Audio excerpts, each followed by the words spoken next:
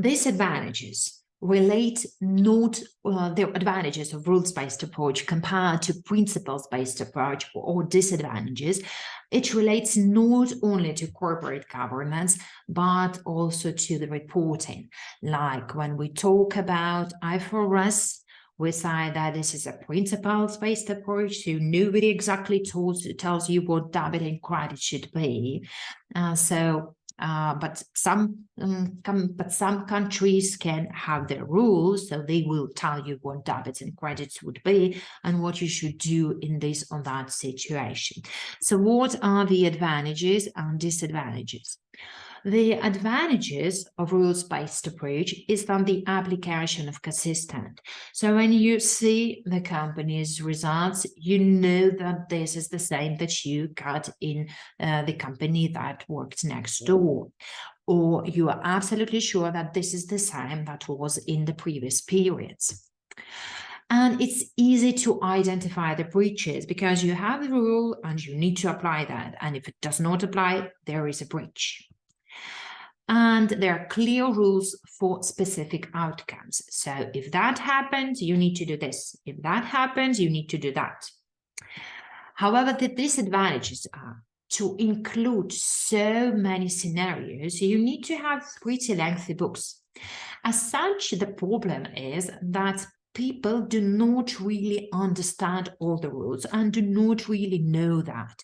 So this means that those users who are going to interpret your statements, your reports, they might have a limited knowledge of what is inside, and they will have limited benefit from your rulebook approach.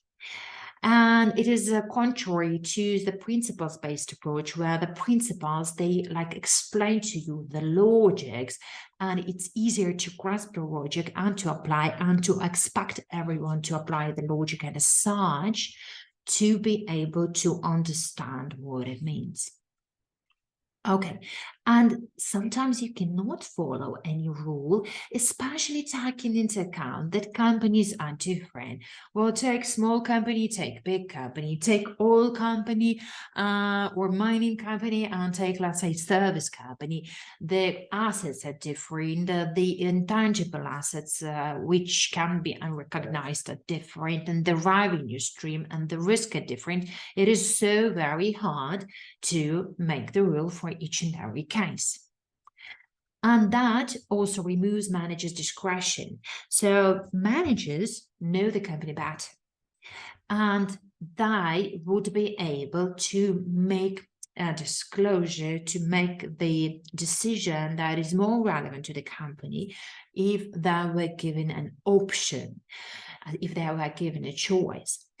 And the last but not the least is when we talk about principles-based approach, the huge emphasis is made on the individualism of the manager, on them being a professional, of them being an example of profession, and that they should not discredit it. And as such, it is believed that people work with better care compared to the fact when you have rules book and you just need to tick the boxes. As for principles-based approach, so the advantages would be that it encourages proactiveness. Like we say, okay, so here is the framework. Okay, you think. And treats members as individuals. So yes, you have your opinion, you have a professional judgment, you've studied for several years, you have proper experience, you have your values, your work ethics. So I trust you that you can make a decision that will provide in the most true and fair representation. Flexibility helps in complex situations. For example, when something is happening for the first time and there is just no practice and as such no rule for that. And it's harder to find a loophole. Well, because loopholes are easy to find, well, relatively easy to find when we are following rules. When we are following the logics, like you describe the principle, and this principle will work in each and every way. So it's really hard to find a loophole. However, the disadvantages are that the interpretations are very subjective, and as such, two companies may have different results if they are prepared to different, and if the disclosures are prepared by different individuals.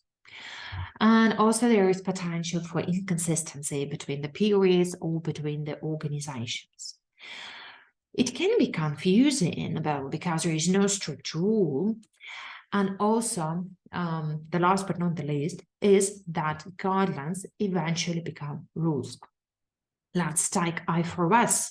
So IFRS, International Financial Reporting Standards, is a principle-based and framework approach. So we have a framework there, but you cannot calculate revenue, account for revenue in your own way. No, like there are rules. We say that they're principles, but in fact, there are rules when you can recognize revenue over time, for example, and when you cannot. So guidelines became rules.